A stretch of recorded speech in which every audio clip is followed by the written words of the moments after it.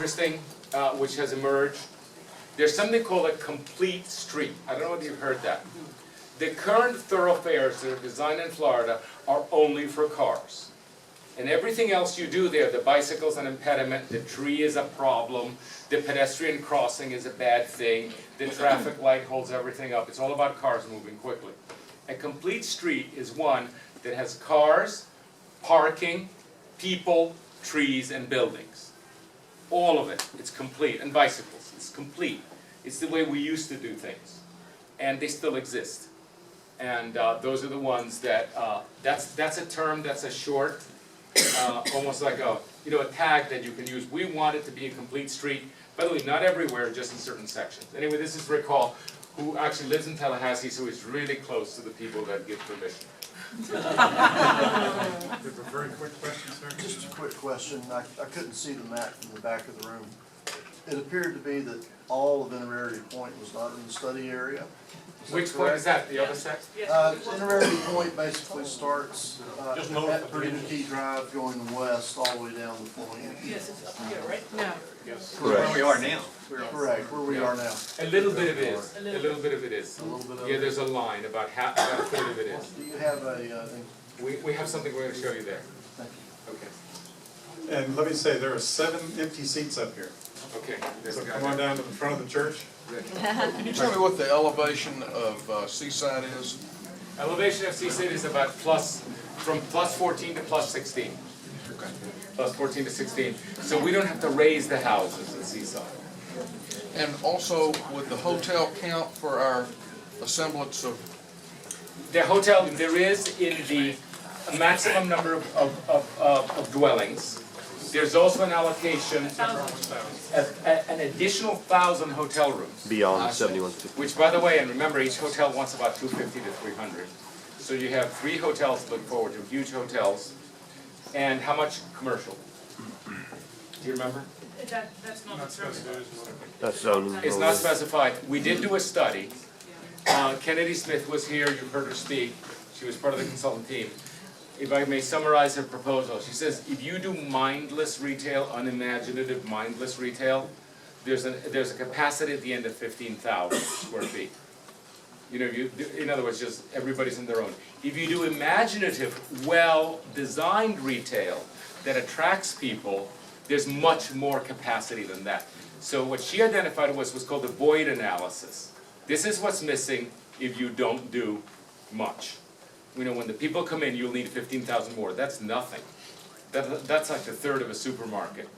So there isn't much retail possible, except we are providing this imaginative kind of retail that Kennedy was referring to. So that's coming. Yep. Yes, sir. How high of a building is going to be allowed by the Navy due to the flight paths? We have It's not an issue. So a 30-story building is not an issue? Not an issue. They're very high by the time they get here. How large is the hotel at Seaside? The hotel at Seaside has not been built. It's a series of, some people say Seaside is a hotel, because there's so much rental. The hotel at Seaside are the 2 big chunks of housing to the south that has not been built. And I haven't heard that calculation for a long time. I expect it's something like 200 rooms. But I'm talking about really old cobweb memory. Because it just got hit with, well, tell you the truth. What actually happened at Seaside is that the people who rent their houses don't want the hotel. Because it cuts into the rental program. So that's really the hotel at Seaside. And there's a lot of adversity at Seaside. Don't get me wrong. It's a real place. You probably get along better than the people at Seaside. I don't know. about that. That's questionable. Okay, let's talk transportation just for a few minutes for a change of pace. We obviously are working very closely with the urban design team, the urban designers. These are the folks that get the blank sheet of paper and they have an engineering scale and they measure exactly 60 feet for a commercial depth of a store because they know that works. Some of the teams that you see will just kind of do little asterisks and triangles and there's no scale to what they draw. But these folks know urban design, and so we have a rule of thumb in our planning and it's LU1TR2. Figure out the land use pattern and the land use design first, and TR for transportation comes second. Never do your transportation first and then tell the urban designers, now see what you can do with that. You've given them, one arm behind their back or even worse. So land use pattern and vision for the place first, transportation second. So these are, this is just a general indication of town centers that can emerge along the area. And then we will have the thoroughfares, as they go through these different contexts, designed differently.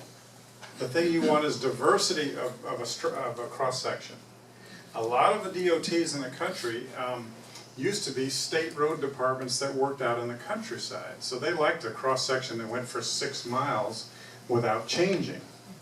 And when they got to a town, they would change when they got to a town, but it was miles between towns. We want changes very frequently. Every quarter to half a mile, you change the street. Okay? Now, one of the first things we wanted to look at is very short term. What could we recommend for this island that is very short term and maybe very inexpensive for you to do? And you see that little sign up in the top? That's the first thing. 30 miles an hour in the bend where the tall condos are across from the shopping, and it's fearful. It's a fearful walk across that street to get to the other side.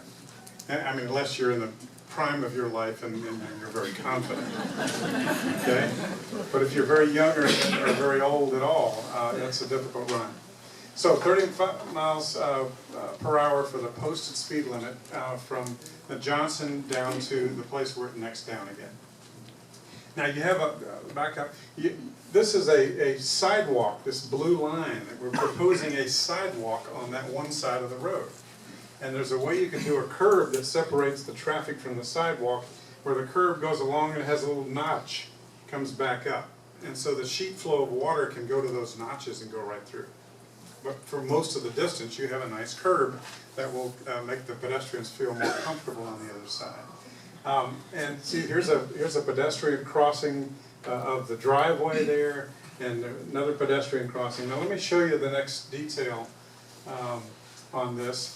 There's a 100-foot right-of-way, and so what we were doing is taking the center turn lane in 2 lanes, and we're putting this pedestrian sidewalk down this side.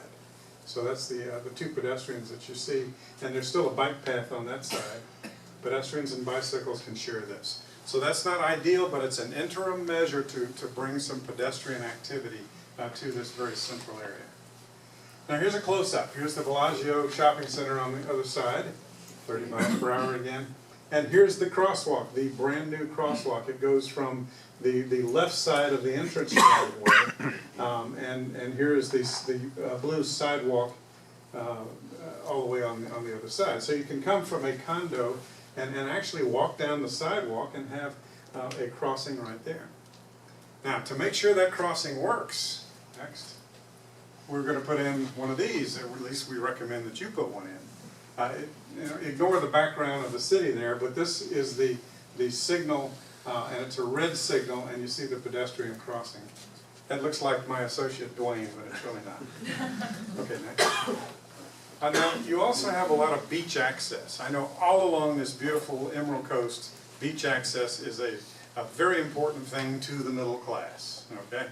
They're the people that go to the beach access from a modest home further up in the country, further up in the city. So we suggest that where you have these beach access points, that you actually park parallel. Beaches to the top? Yeah, beaches on the upper side. You allow parking along Perdido Key Drive there. And you post it from a 35, you drop down to a 25 for this immediate area. And you let the people park here, move down a sidewalk to a crosswalk and go to the beach. So that's enlivens. There's always a shortage of parking at your beach walks, right? Yes. Now, one other minor point I want to mention: each of the beach access points is lacking a dune walkover, a boardwalk dune walkover to protect the dune. And I know you need some vehicle access at some of those points, but you could have a walkover and a drive over. You could do a minor one-lane wooden bridge that motor vehicles could go over to get the emergency access you need at the beaches. Next. Okay, we have, within the 100 feet right away, we've got a typical section here where there would be shopping here, and you'd have a sidewalk with trees. The gray is buildings in this Yeah. case. This is a town center. So you'd have trees in tree wells, and the tree species is to be determined yet. But you could do ample parking along the edge of that sidewalk and still have a good room for two 12-foot travel lanes in the center. Now, some of you are saying, well, that angle parking looks backwards to me. Well, it's reverse angle parking. You travel this way and you put it in reverse and you pull right in until your back wheel hits the curb. It sounds crazy, right? Well, you do half of that when you're doing parallel parking anyway, see? When you do parallel parking, you're up and you have to do that. And then you have the fearful second turn of the wheel, you know, to get it right, so you don't embarrass yourself by bumping over the curb. This is the safest way to angle park in the world, because what happens? You park here, you go by two shops, you bring 2 bags of things out, you load it in the trunk from the sidewalk, right? And then you get back in the car, and the cyclist that's coming this way is able to make eye contact with the driver. You know, oh, there's a bicyclist, I see. It's not that you're here where your head's way back over there near the curb, you can't see anybody. You just say, oh, I hope nobody's behind me because I'm backing out. So this is the safest way. Well, you also see the car coming the way you don't do the other way. The other way is you go very slowly, hoping to be noticed.